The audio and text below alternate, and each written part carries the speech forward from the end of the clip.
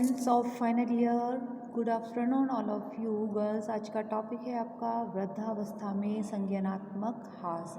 इससे पहले video lecture में हमने बात की थी वृद्धावस्था की अवधारणा के बारे में।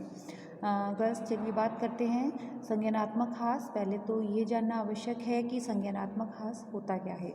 देखिए कॉग्निटिव जो वो होता है डिस्ट्रॉय होता है, तो इसमें क्या होता है कॉग्निटिव डेवलपमेंट के बारे में आपने पढ़ा होगा, संज्ञानात्मक विकास के बारे में। तो जो भी सीखने की, समझने की, याद रखने की जो क्षमता होती है वो होती है संज्ञानात्मक विकास बोलते हैं उसको। तो आज हमारा जो टॉपिक है वो यही है मेनली कि वृद्धावस्था में जो संज्ञानात्मक हास होता है। जैसे कि अगर हम बाल्यावस्था की बात करें तो बाल्यावस्था में जो संज्ञानात्मक विकास होता है वो बालकों का किस तरह से होता है, ठीक है। और इसकी कई अवस्थाएं होती है कि बालक पहले जो है जब शैशवावस्था में होता है तो किस तरह से उसका संज्ञानात्मक विकास होता है, ठीक है। सबसे पहले उसमें चूषण की प्रक्रिया होती है, फिर धीरे धीरे वो मूर्त से अमूर्त की ओर समझता है, तो धीरे धीरे जो उसका संज्ञानात्मक विकास है वो डेवलप होता जाता है। तो अब वृद्धावस्था में अगर संज्ञानात्मक विकास की बात करें या हास की बात करें तो ऑब्वियसली वृद्धावस्था में जो बाल्यावस्था में जो विकास तेज़ी से होता था, स्टेप बाय स्टेप था, अब वो कम होने लगता है, ठीक है। क्योंकि वृद्धावस्था में तो जाहिर सी बात है कि जो सीखने की, याद रखने की योग्यता है, जो मानसिक योग्यता है वो कम होगी, घटती है। तो जरन एवं वृद्धावस्था व्यक्ति की मानसिक योग्यता और क्षमताओं को भी घटाती है और इसमें व्यक्ति जो है भिन्नताओं का प्रभाव, व्यक्तिक भिन्नताओं का प्रभाव पाया जाता है। यानी कि व्यक्तिक भिन्नताओं से क्या अर्थ हुआ बच्चों कि हर एक वृद्धों की जो कैपेसिटी है, क्षमता है, मानसिक योग्यता है, वो सबकी अलग अलग होती है। वे लोग जो उच्च बौद्धिक कार्य में लग रहे हैं उसमें बौद्धिक हास की गति कम होती है और जो निम्न बौद्धिक कार्य में लग रहे हैं उनमें हास की गति अधिक होती है। देखिए इससे क्या अर्थ हुआ कि जो उच्च बौद्धिक कार्य में लग रहे हैं, मान लीजिए कोई ओल्ड एज पर्सन है जो जैसे कि कोई जॉब में है, कोई डीएम के पद पर था, कोई जज है, कोई बहुत अच्छा जो है प्रोफेसर हैं, तो क्या है वो बौद्धिक कार्य, उच्च बौद्धिक कार्य में है ना। तो ऐसे में उनका जो बौद्धिक हास होता है उसकी गति कम होती है, यानी कि वो वृद्धावस्था में भी थोड़ी उसकी हास की गति कम होती है। आपने अक्सर देखा होगा कि जो उच्च पद पर आसीन होते हैं, जो बड़े बड़े जो हैं डिपार्टमेंट संभालते हैं, जैसे मैंने अब आपको बताया कि जज हैं या डीएम की पोस्ट पे हैं या किसी भी आईपीएस, कोई भी आईपीएस अधिकारी होता है या फिर कोई भी प्रोफेसर है, तो वो जो है ओल्ड एज में आने पर भी वो उनका जो ज्ञान है, जो संज्ञानात्मक विकास है वो जो है काफ़ी अच्छा रहता है, ठीक है। लेकिन जो बौद्धिक कार्य, जो निम्न बौद्धिक कार्य में होते हैं, जैसे कि कोई बिजनेसमैन है या कोई जो भी न्यूट्रल जो अपने साधारण सा व्यवसाय है या साधारण सी नौकरी है, तो उनमें जो मानसिक हास, जो संज्ञानात्मक हास है, बौद्धिक हास है, उसकी गति थोड़ी अधिक होती है। उनमें जो उनका संज्ञानात्मक विकास वो कम हो जाता है। तो मानसिक हास कई कारणों से हो सकता है। उसमें शारीरिक हास एक प्रमुख कारण है कि जैसे कि शारीरिक वृद्धावस्था तक आते आते जो शारीरिक विकास है वो जो है वो दुर्गत गति से होता है और स्वास्थ्य संबंधी बहुत सी परेशानियां होती हैं, स्वास्थ्य में परिवर्तन आते हैं। तो ऐसे में क्या होता है, शारीरिक हास एक प्रमुख कारण है, ठीक है। व्यक्ति की आनुवंशिकता भी, कि अगर उसके आनुवंशिकता से अगर वो प्रभावित है तो वैसे ही रहेगा जैसे उसके माता पिता थे। स्वास्थ्य और पोषण भी, कि उसका स्वास्थ्य और उसको पोषण किस तरह का मिल रहा है, तो ऐसे में भी व्यक्ति का संज्ञानात्मक हास बहुत जल्दी से होता है। देन नेक्स्ट है तनाव, वृद्धि तथा सामाजिक अंतःक्रिया में कभी भी संज्ञानात्मक हास के कई कारण होते हैं। आयु वृद्धि के कारण भी तर्क क्षमता घटती है, अतः संज्ञानात्मक हास में वृद्धि होती है।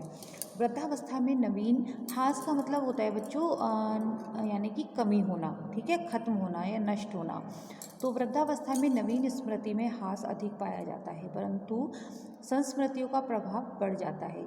देखिए, वृद्धावस्था में नवीन स्मृति हास अधिक पाया जाता है। आपने अक्सर देखा होगा कि जो वृद्ध लोग होते हैं वो जब अपनी जो है यंग एज का या अपनी जो पढ़ाई का जो है उनको यानी कि आज से 25-30 साल या 50 साल पहले का बहुत अच्छी तरह से याद रहता है। ठीक है, तो ये हो गया कि संस्मृतियों का प्रभाव बढ़ जाता है, यानी कि उन्हें जो पुरानी संस्कृति हैं वो ज़्यादा याद रहते हैं, लेकिन जो नवीन स्मृति हैं वो भूल जाते हैं। जैसे कि कोई कोई अक्सर देखा गया है कि उन्होंने सुबह खाने में क्या खाया था, उन्होंने सुबह क्या कार्य किया था, तो वो सब वो भूल जाते हैं। तो ऐसे में क्या होता है, नवीन स्मृति हास कि जो नया ताज़ा जो स्मृति है वो उनकी वो होती है, कम हो जाती है, और यानी कि उसका हास अधिक होता है।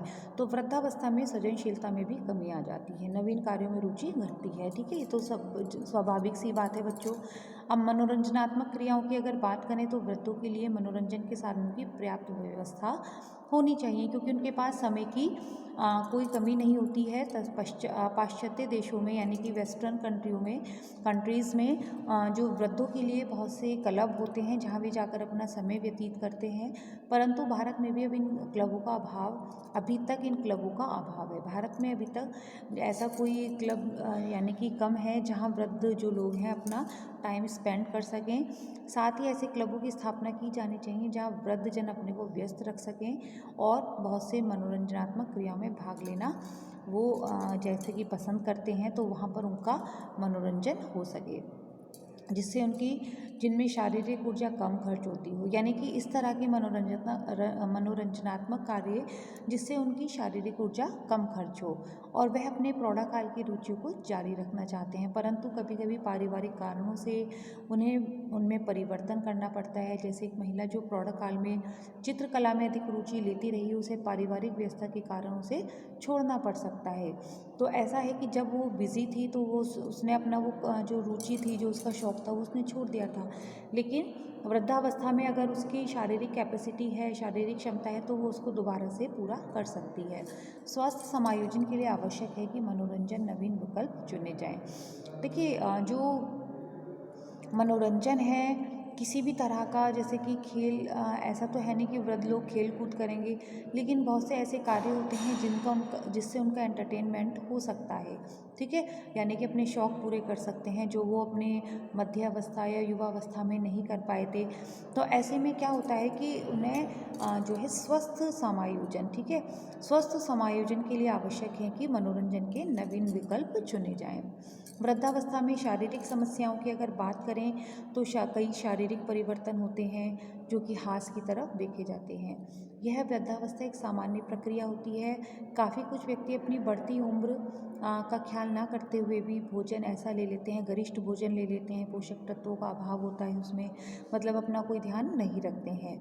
तो ऐसे में शरीर का निष्क्रिय हो जाना स्वाभाविक सी बात होती है, तो उनको बहुत सी परेशानियां आ जाती हैं। सर्दी गर्मी का प्रभाव, संक्रामक विषाक्तता के कारण उनमें जनन की प्रक्रिया तीव्र आयु से पूर्व ही प्रारंभ हो जाती है। यानी कि अगर देखिए बच्चों, मैं आपसे शुरू से ही कहती आ रही हूँ कि अगर स्वास्थ्य का ध्यान नहीं रखेंगे तो जो एक अवस्था पर आने वाले प्रभाव हैं, जो परिवर्तन है, वो उस अवस्था में आने से पहले ही दृष्टिगोचर होने लगते हैं। तो यही चीज़ है कि अगर स्वास्थ्य का ध्यान नहीं रखा जाएगा, पोषक तत्वों से भोजन नहीं किया जाएगा, तो ऐसे में जो जनन की प्रक्रिया है वो आयु से पूर्व ही प्रारंभ हो जाती है। शारीरिक परिवर्तनों के आधार पर यह भी देखा गया है कि सबसे पहले त्वचा का रंग गहरा होता है। ठीक है, यानी कि त्वचा संबंधी बहुत सी परेशानियां जो है वृद्धावस्था में देखी जाती हैं। ढीली हो जाती है त्वचा, रिंकल्स, झुर्रियाँ पड़ जाती हैं, दांत गिर जाते हैं, बालों का सफ़ेद हो जाना। ठीक है, भुजाओं टांगों का मांस यानी कि स्किन ढीली हो जाती है तो मांस लटक जाता है। साथ ही अग्रभाव कांपने लगती है, यानी कि ज़्यादा अगर परिश्रम कर लें तो हाथ भी कांपने लगते हैं। उपरोक्त बाह्य परिवर्तन के साथ आंतरिक भी काफ़ी मात्रा में होते हैं। देखिए, बाह्य परिवर्तन जैसे कि मैंने अभी बताया कि जो त्वचा में परिवर्तन, बालों का झड़ना, बालों का सफ़ेद हो जाना, मांस जो है त्वचा का ढीला पड़ जाना, उनमें मस्से और तिल आ जाना। लेकिन आंतरिक परिवर्तन जैसे पाचन संबंधी जो है, पाचन तंत्र कमज़ोर हो जाता है, श्वसन प्रक्रिया जो होती है वो कमज़ोर हो जाती है, तो सांस फूलने लगता है, ज़रा सा कुछ काम करते ही बौद्धिक शक्ति में कमी आ जाती है। तो इसके अलावा निद्रा में कमी, पाचन संबंधी विकार। ठीक है, तो ये सब क्या होते हैं, एक जो है वृद्धावस्था में होने वाली शारीरिक समस्याएं होती हैं।